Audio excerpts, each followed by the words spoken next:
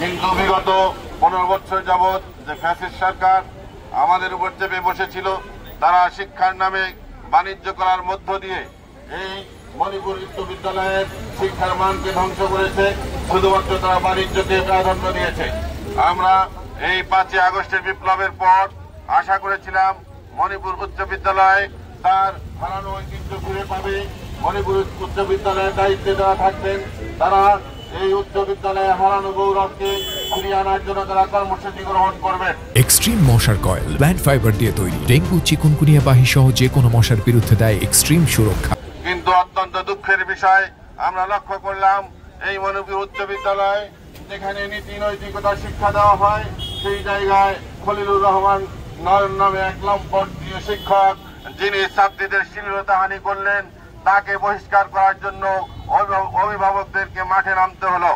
আমরা অত্যন্ত দুঃখের সাথে দেখতে পাচ্ছি সেই খলিলুর রহমান নয়নকে সাময়িক বরখাস্ত করা হলো, পরবর্তীতে এই প্রশাসন তাকে আবার পুনর্বাসিত করেছে।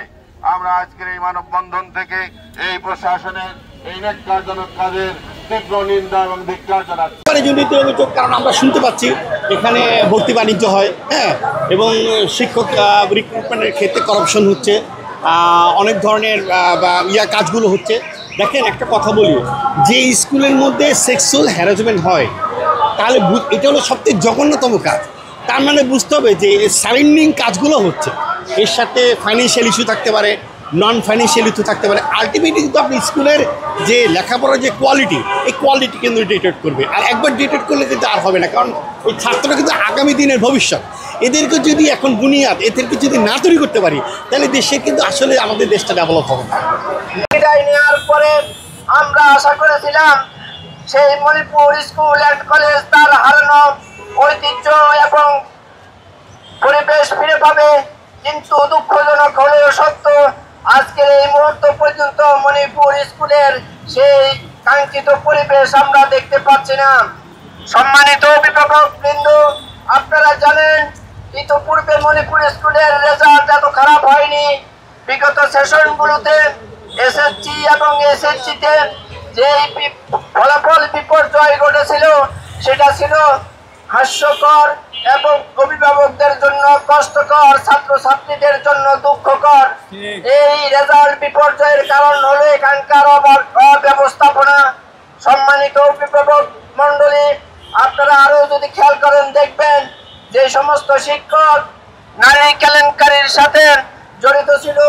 আমরা কিছুদিন আগে এখানে মানববন্ধন করেছিলাম। এখানকার কর্তৃপক্ষ আমাদের এই মানববন্ধনের প্রতি গুরুত্ব দিয়ে তাকে সাময়িকভাবে বরখাস্ত করলো। সময়ের ব্যবধানে আবার তাকে পুনর্বাসন করা হয়েছে। তার মানে স্কুলের মান, স্কুলের লেখাপড়া যেখানে যাক, এই কর্তৃপক্ষ সামান্যতম ভ্রুক্ষেপ করছে না। দখল করে খেলতে হয় নাই, এই প্রতিষ্ঠানের শত শত কোটি টাকা আছে লুটপাট করে। এই কারণে অবৈধভাবে শত শত শিক্ষককে সে নিয়োগ দেয়।